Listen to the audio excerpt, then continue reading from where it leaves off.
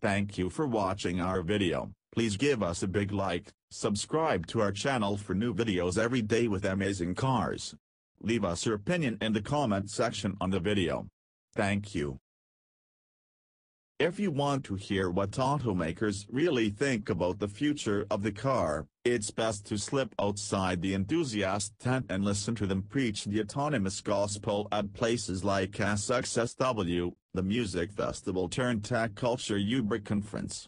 In the automotive future being narrated to crowds of self-selecting early adopters, there's very little driving to be found. Instead, that future is brimming with mobility, a term that remains stubbornly vague but will certainly include the theft of your steering wheel at some point.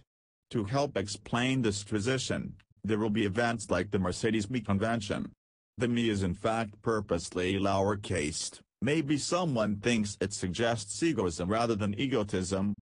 The me convention is about moving Mercedes from a company that produces hardware to a company that provides mobility, said Dr. Jens Theimer, Mercedes' VP of Global Marketing Communications, speaking to a gathering of around 40 people at the company's SXSW Media House in Austin, Texas.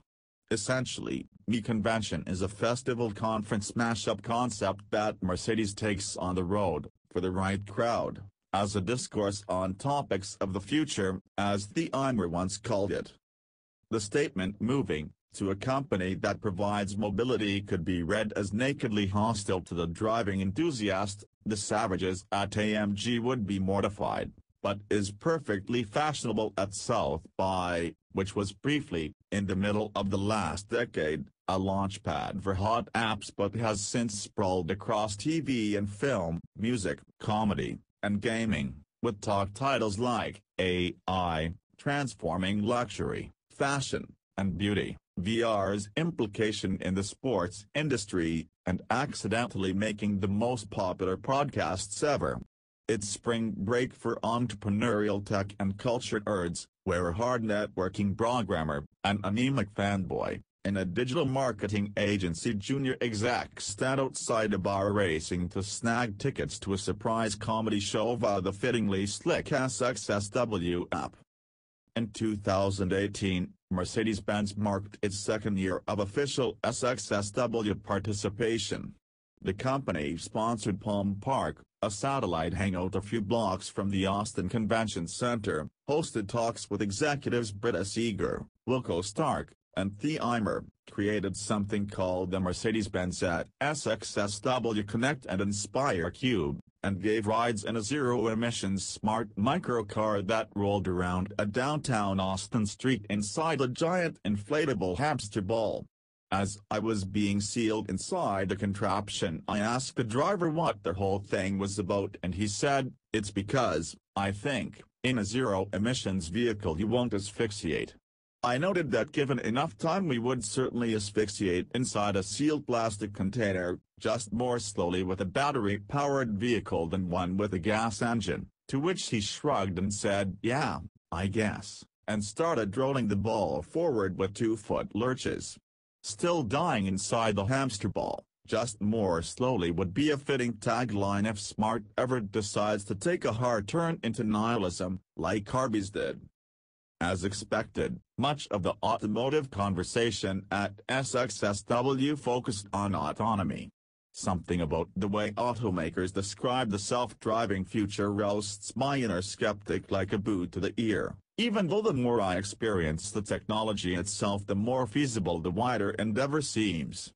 When I heard Dr. Theimer describe autonomous car passengers acting like they do in a plane, they will read, sleep, eat, work, maybe watch films, my first reaction was to note that planes have pilots, plural, who are encouraged to do none of those things, and then I tried to conceive the blind trust necessary to let go of a steering wheel to take a nap when that nap might end with whiplash.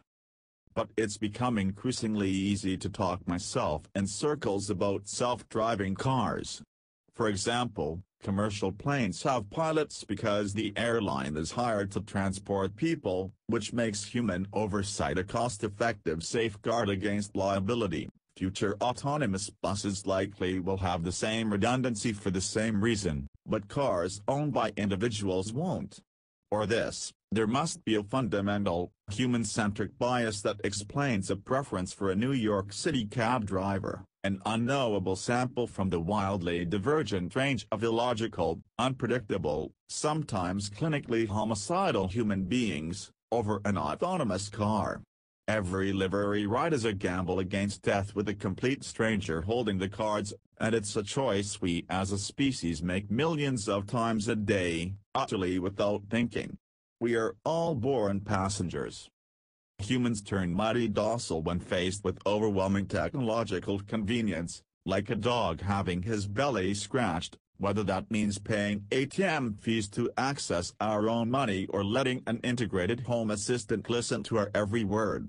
This suggests the fight over autonomous cars is not about whether it will happen, it will, but who will get the money, and how. This explains the prominent Palm Park signage for Tidal, the streaming entertainment service now available in new Mercedes-Benz vehicles. The partnership was announced last year at the First Me convention, in Frankfurt, and warranted an Iggy Azalea concert. The press release from the event wastes no time in telling you, basically, the first taste is free. Mercedes-Benz and global music and entertainment platform, Tidal, have announced a long-term partnership. In the next few months, Mercedes-Benz customers that have connected their car to the Mercedes Me portal will be able to access a complimentary Tidal Hi-Fi membership. Customers will be able to stream more than 50 million songs, over 185,000 music videos and hundreds of carefully curated playlists, free of charge for 12 months in their vehicles, on their smartphones or on their music systems at home. When the steering wheel and pedals are gone, a car, even an entire automotive brand, will likely be defined by features such as streaming entertainment services or gaming graphics packages or a productivity-focused suite of apps. Cross-reference a vehicle's real-time GPS coordinates with everything being listened to, watched, used, or interacted with inside that vehicle, and suddenly you've got an endlessly churning supply of almighty data, the gold with which all roads to future profitability are paved. Make no mistake, Mercedes-Benz might sponsor conversations about big ideas at Palm Park, but the company is also at SXSW to learn how to listen to every interaction with its customers like big tech does. Which is to say, profitably. The future will be funded by surveillance capitalism, sighed a ruffled British man from the stage of a talk called How to Fix the Future, into which I had wandered at random towards the end of my last day at SXSW. We feel disempowered, we humans, he droned on.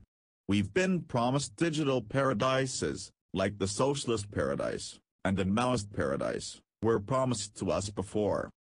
The SXSW app buzzed my phone, notifying me that Tesla CEO Elon Musk was scheduled for a surprise talk, then prompting me to book tickets, then almost immediately informing me tickets were no longer available, an efficient little 3-act tragedy delivered, unprompted, via push notification. A loss of agency, the man sighed from the stage. It's humanity's perpetual crisis. Buried within a non-stop party scene is a 1,000,000-square-foot convention center with sprawling acres of paintings, photographs, drawings, sculptures, videos, and various installations that defy easy categorization. This is the official art of Art Basel, Miami. Much of it is name brand, either by artist or gallery, and it attracts a gaggle of billionaires who swoop in on private jets to scoop up whatever they fancy in the days before the show officially opens. But Miami itself is permeated with art during Basel. It is impossible not to wander into a pop-up show, or come across an installation tucked into the corner of a restaurant or book party, or notice, from a block away, Damien Hirst's gilded mammoth carcass sculpture gone but not forgotten standing sentry at the Hotel Fauna. There is so much art during Basel that an unfocused visitor will either become blind to it without the framing effect of a museum or gallery, or mistake for art anything that exists within a properly suggestive context. It's an almost perfect Duchampian meta-commentary on modern art, fueled by party drugs and set to an EDM soundtrack. I was lucky enough to have as unofficial tour guides, for the art, that is, two experienced arts and culture correspondents, a boyish, affable Belgian expat living in Mexico City and a dauntingly fabulous Manhattanite fashion writer. Neither had a driver's license despite being, as I was, a guest of Lexus during its sophomore Art Basel Miami program. The arts demographic is not overly concerned with burnouts and lap times. Lexus's Art Basel patronage is heartfelt. It's essentially a sanctioned passion project between two friends in the Toyota, Lexus communications shop, and deliberately understated. There's no assault of garish corporate signage, and unlike the grey Audi sedan dropped awkwardly into a corner of adjacent rival design Miami / no graceless shoehorning of product into the artistic landscape. Instead, as part of the Lexus R Series, the brand again hosted several art and innovation talks with partner White Wall magazine, Art as Activism, the role of the feminist artist, supporting artists in 2018, alternatives to patronage, from idea to mass production, the journey of artists and designers, and new cultural hubs, how art transforms neighborhoods. Kevin Hunter, president of Toyota's Quality Design Research, participated in the latter two sessions, discussing in both practical and philosophic terms how massive international automotive entities can and should think about art, the environment, technology, and corporate responsibility. Hunter is tall and fit, with a distinctly Midwestern geniality shining through his Southern California tan. Originally from Detroit, he received his BFA with a concentration in transport design from the College for Creative Studies before going to work at Quality Design Research's Newport Beach, California headquarters, in 1982. Quality now has satellite operations in San Francisco and Ann Arbor, Michigan. Hunter trained as a fine artist before his career at Quality, and uses the word inspiration often but without the soulless, buzzwordy inflection that executives develop after too much media training. If we as a company really want to do something unique, really cutting edge, we're probably not going to find that inspiration in the car world, he said. At Art Basel Miami 2017, the cutting-edge descriptor belonged to artists Lon Gorgon and Ralph Nawuda, also known as Studio Drift, to share the stage with Hunter during the idea to mass production talk. The duo was about to launch a swarm of hundreds of autonomous drones, programmed to reproduce the organically reactive flight behavior of a starling flock, as a moving sculpture titled Franchise Freedom. The project was a decade in the making from concept to execution, and was scheduled to launch into the night sky over the South Beach shoreline the next evening. Coming from a comparatively sleepy backwater like New York City, Miami nightlife during Art Basel is a fucking trip. Life starts at midnight with a pounding house beat and herds of polished statues tottering the sidewalks and outfits that clearly took hours to arrange despite containing very little actual clothing. Elective surgeries have become so expert that, except for geriatric giveaways like a cane, or pants, age is nearly impossible to determine outside of 10 paces.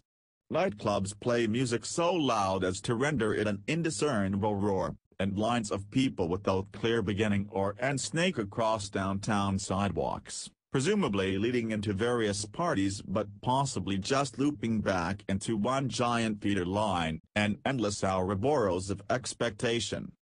Above all of this, 300 glowing drones lifted off from the beach and formed a silent, undulating organism that dipped and twisted in the air before breaking itself apart, piece by piece, a procession of drones following one another back down to Earth, to dock.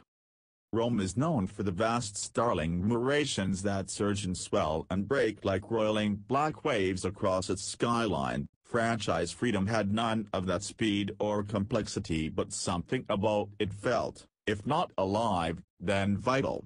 It was a small, loose sketch of an animal behavior so feral and complex we still don't comprehend it. As recently as the early 20th century, the scientific community was still attributing flocking behavior to a group soul.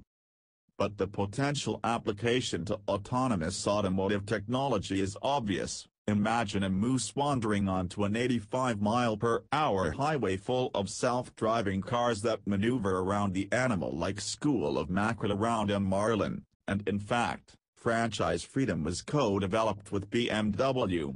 It could easily have been a demonstration at SXSW or the Consumer Electronics Show in Las Vegas, except for the fact that I was watching it from the balcony of a South Beach luxury hotel standing next to Paris Hilton.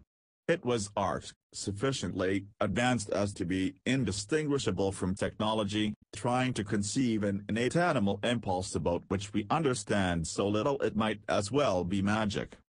Humanity's loss of agency may be our perpetual crisis because we spend so much time working on it. Big Tech's deathless future is a laughable sham. Here's what art comprehends: the technology, by nature, can't. Failure and death are fundamental and as such cannot be programmed out in subsequent iterations. Big Tech sells quite a different pitch: through technology, a perfect world, which from a commerce perspective translates to, until a perfect world, more technology. It's as greasy a bit of hucksterism as dick pills or all the benefits of exercise, without the exercise, and accordingly some people believe it with the same fervency that turned those other examples into billion-dollar industries. Believing in the impossibility of something for nothing must serve some higher revolutionary function when you're a slow, weak, chewy delicious animal, because somewhere along the way, we as a species developed a sucker gene. Automakers, unexpectedly, have landed on the side of art in this debate. Legacy automakers are intimately aware of human cost. Death has been an unintended consequence of the automobile since cars were invented, and for this reason, I trust automakers more than any big tech company. Car makers have developed a natural caution which works to my advantage as a consumer. And relative to the technology utopian complex, even the largest automotive conglomerates operate within a fundamentally humanist viewpoint. Instead of boring gargantuan holes of indeterminate purpose under major metropolitan areas or unveiling laughable meditations on platform-induced nirvana, Mercedes-Benz and Lexus and other automakers are at SXSW and are at Basel and racetracks and dealer conferences and car shows and fashion weeks and food festivals, spending money to interact with gawky, erratic, indecisive, real people, faces and all. Harvesting human perspective in the physical world is expensive and inefficient and almost impossible to turn for real profit, but it keeps conversations grounded in reality, and the reality about our autonomous future is that it will always and only ever look like this, an incrementally better, slightly more convenient, somewhat less arduous version of whatever constitutes the reality of the time. Some people will be tickled, others will grumble that it should be better, most folks won't much notice. Private industry will argue with every level of government over who pays for what. Systems will age and fail at inconvenient and dangerous times, like they do now. We may indeed nap and work and watch films in our self-driving cars, but stuff is going to break and go wrong, like always, and people are going to die, like always. The tech and car companies both should be forced to say that frequently and out loud, no matter how it affects stock prices. This resurgent technology worship, as if the aim of Silicon Valley weren't world-eating corporate profits but benevolent godhood, is creepy and sad and needs to stop. People will die from self-driving cars just like people die from peanuts and bagel slicers and mislabeled medication, and from cancer and war and plastic dry cleaning bags and having their faces torn off by pet monkeys. There is nothing we cannot use to kill ourselves. Technology is both sail and anchor, And if you hear anyone telling you otherwise, be sure to keep a hand on your wallet. Thank you for watching our video. Please give us a big like, subscribe to our channel for new videos every day with amazing cars. Leave us your opinion in the comment section on the video. Thank you.